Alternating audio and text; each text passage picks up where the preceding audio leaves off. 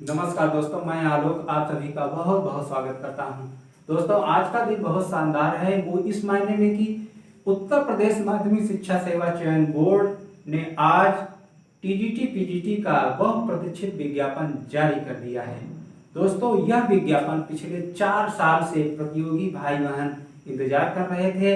जो भाई बहन बीएड और एमए करके इस विज्ञापन का इंतजार कर रहे थे, उनके सामने बहुत ही सुनहरा अवसर है, बहुत ही गोल्डन चांस है, क्योंकि यह विज्ञापन लगभग 3-4 सालों पे आता है।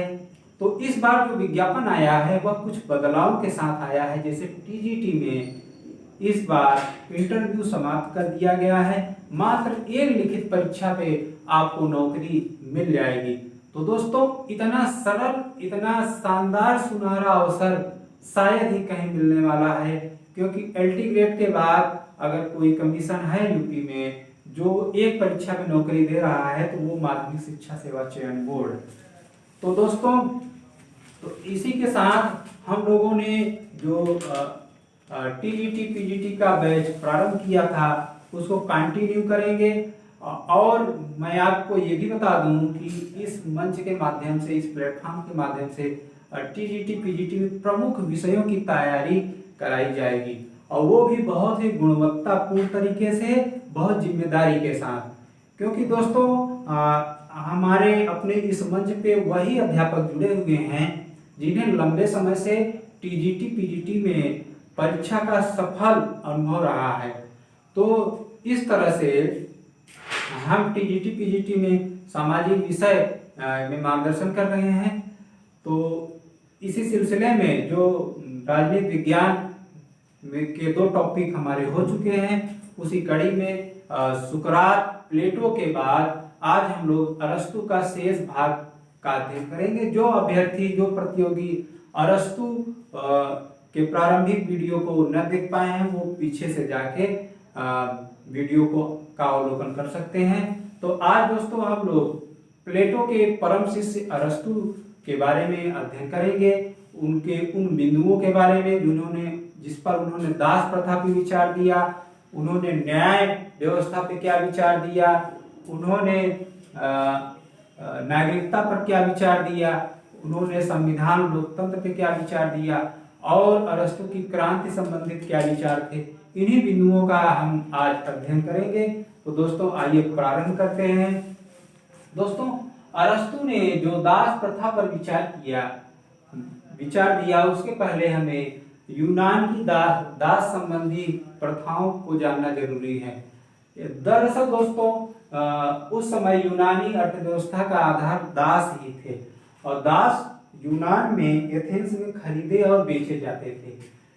दासों का खरीद और विक्रय होता था। इसी कड़ी में दास प्रथा का बहुत ही ज्यादा लोगों द्वारा, विचारकों द्वारा समर्थन किया गया।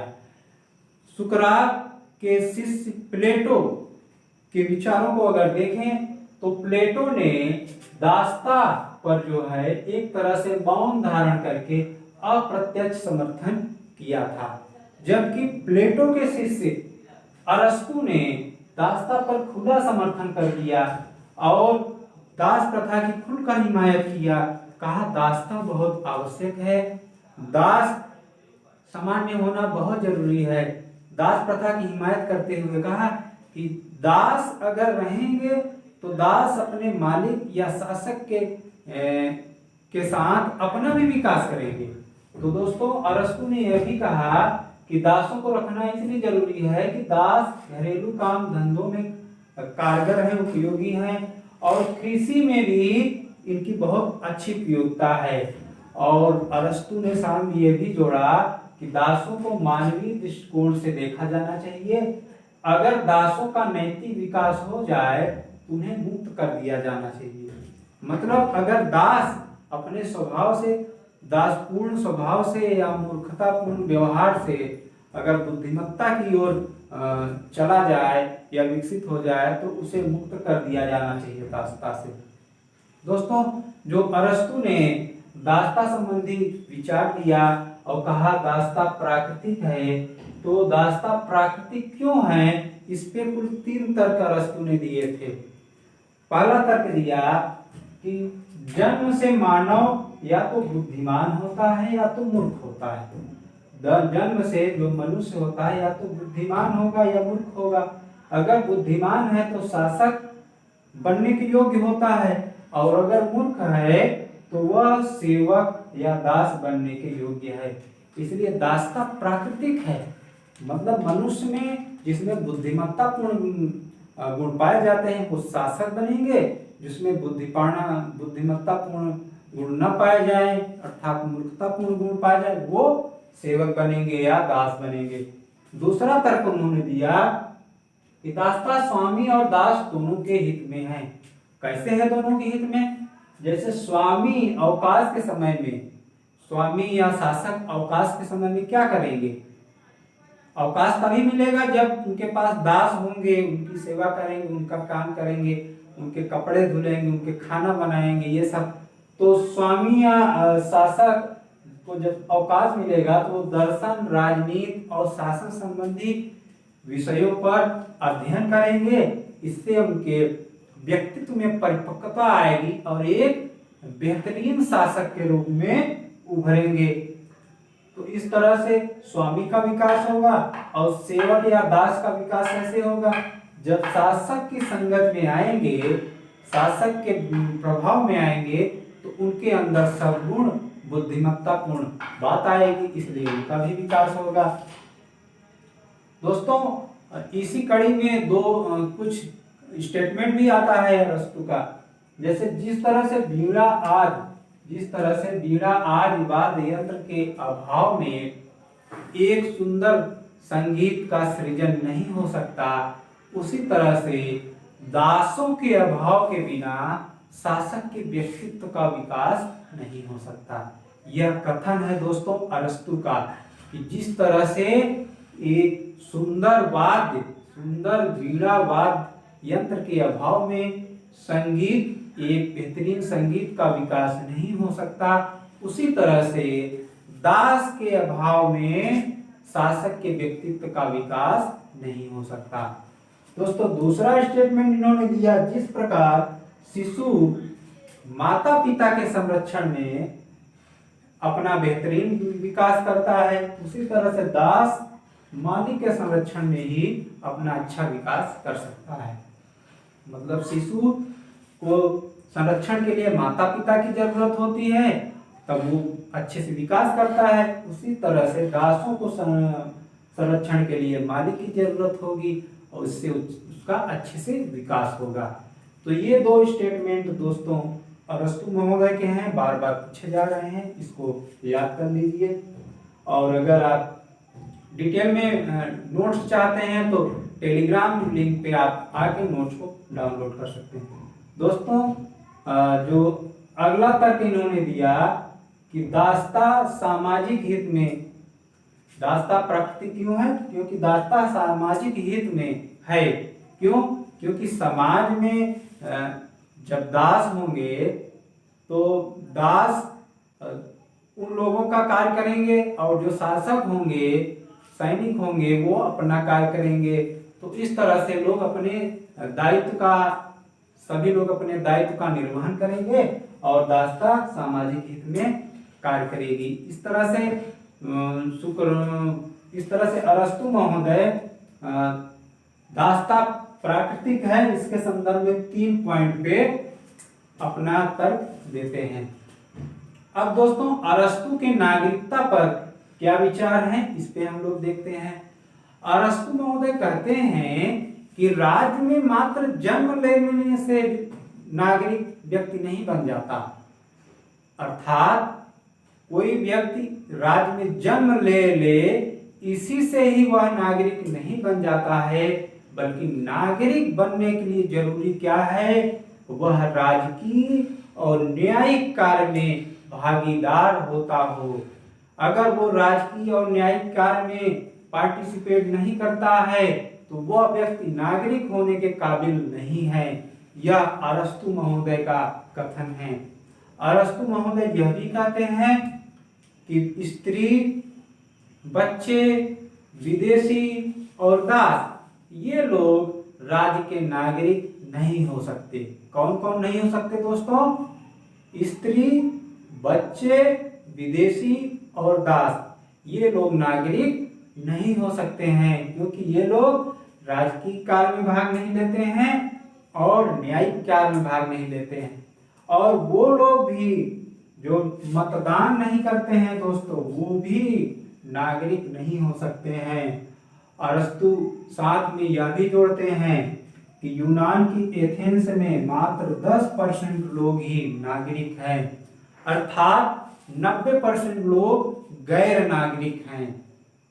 90% लोग गैर नागरिक हैं। आगे हम लोग दोस्तों पढ़ेंगे, अरस्तु ने एक आदर्श राज्य, अच्छे राज्य में 1 लाख जनसंख्या को बताया है। 1 लाख जनसंख्या मतलब 10% नागरिक, 10% नागरिक होंगे मतलब 10,000 नागरिक होंगे। जनसंख्या 1 लाख बताया, नागरिक 10% मतलब 10,000 होंगे दोस्तों। जबकि प्लेटो ने नागरिकों की संख्या 5,040 बताई है।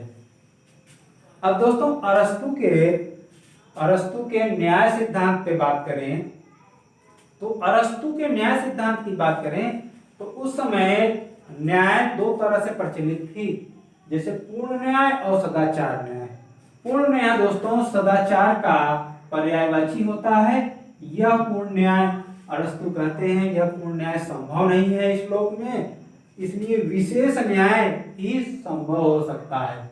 अरस्तु कहते हैं विशेष न्याय 2 तरह से होता है, वितरणात्मक न्याय या आनुपातिक न्याय, दूसरा सुधारात्मक न्याय। वितरणात्मक न्याय या आनुपातिक न्याय क्या है? यह राज्य और व्यक्ति के बीच में होता है। अगर कोई व्यक्ति अपनी क्षमता, दक्षता, कौशल के अनुसार राज्य की सेवा करता है तो राज्य उसी अनुपात में व्यक्ति को पुरस्कार, सम्मान, प्रतिष्ठा प्रदान करता है। कौन? राज्य प्रदान करता है। तो इस तरह से यह आनुपातिक न्याय हो गया। जबकि सुधारात्मक न्याय दोस्तों व्यक्ति और व्यक्ति के बीच में है।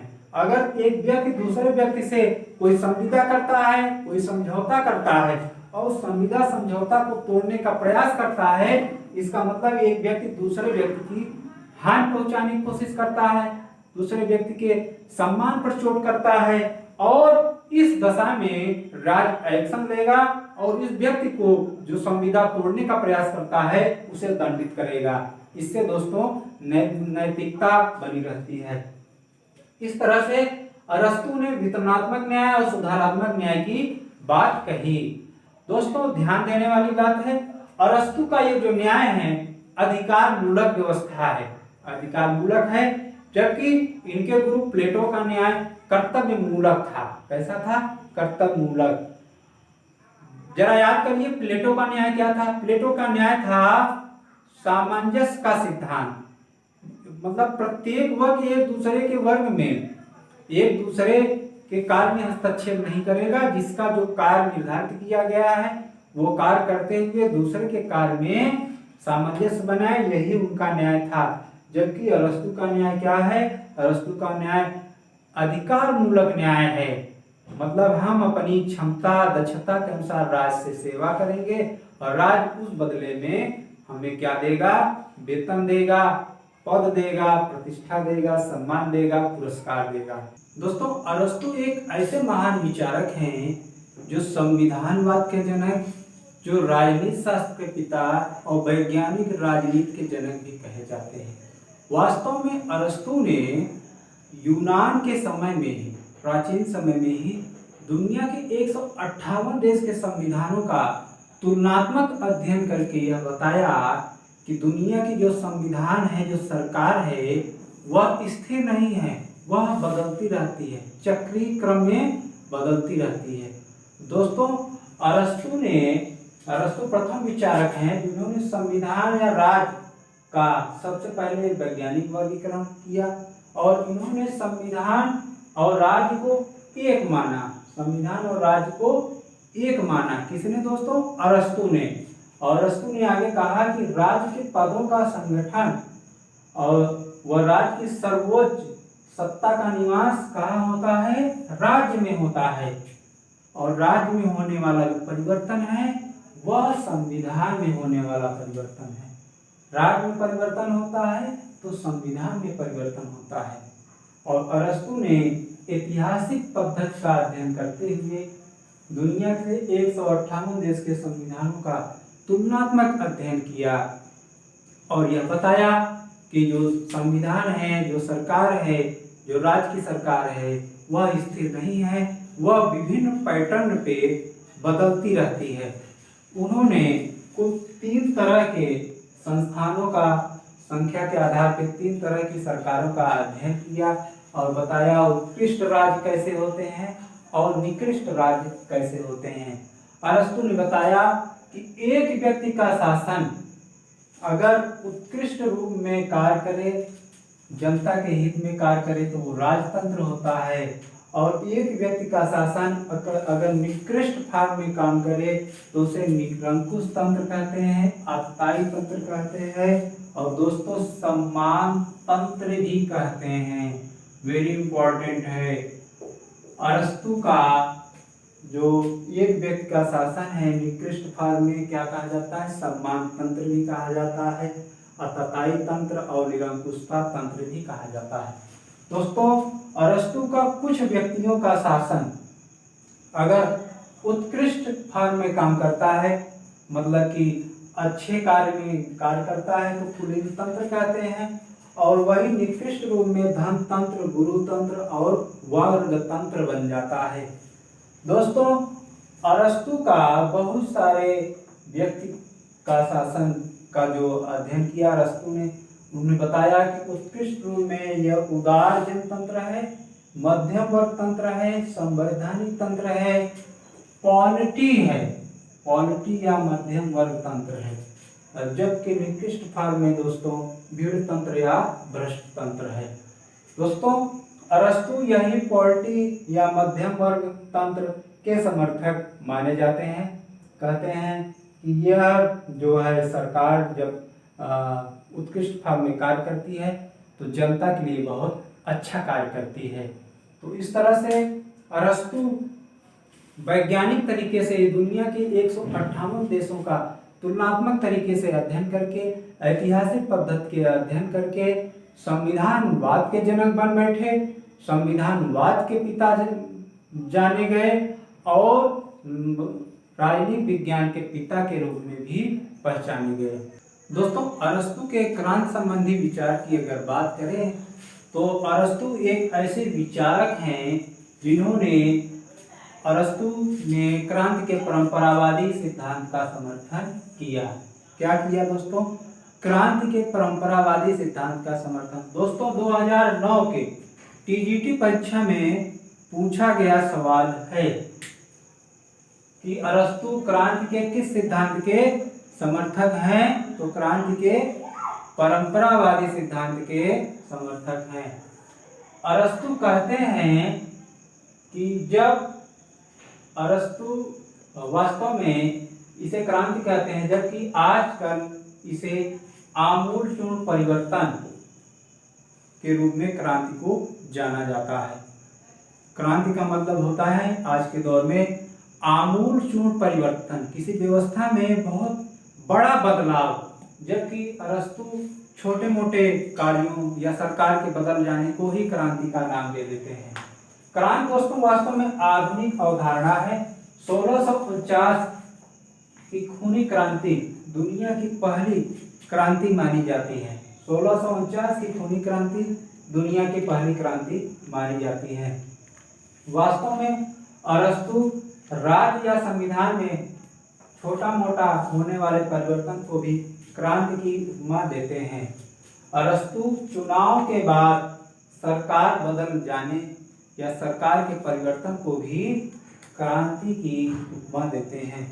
दोस्तों अरस्तु एक ऐसे विचारक हैं जो यूनानी प्रभाव से बहुत प्रभावित थे। यूनानी प्रभाव से, यूनान में जो सरकारें समय समय पे बहुत जल्दी ही बदल जाया करती थी, उसी को ही वो क्रांति कहते हैं। अरस्तु कहते हैं कि राजतंत्र, लोकतंत्र या कुलीन तंत्र की शासन प्रणाली में क्रांति के बहुत सारे कारण हो सकते हैं, मतलब अनेक कारण हो सकते हैं। लेकिन सभी क्रांतियों के कुछ सामान्य कारण हैं। वो कारण कौन से हैं दोस्तों? जैसे असमानता और अन्याय क्रांति को जन्म देती है। कहीं भी अन्याय होगा या असमानता होगी, क्रांति होगी। भय और अविश्वास क्रांति को जन्म देती है। शासक की अयोग्यता भी क्रांति को जन्म देती है और शासक की उद्दंडता भी क्रांति को जन्म देती है। दोस्तों, विदेशी लोगों का अधिक होना भी क्रांति को जन्म देता है। तो दोस्तों, इस तरह से आपका अरस्तु का ये टॉपिक लगभग कंप्लीट हुआ। और अगर आपको डिटेल में नोट्स की जरूरत होगी तो आप टेलीग्राम में आके इस नोट्स को प्राप्त कर सकते हैं। दोस्तों, अगर यह टॉपिक पसंद आया होगा प्लीज लेक्चर को लाइक, सब्सक्राइब, शेयर जरूर कर दें। धन्यवाद।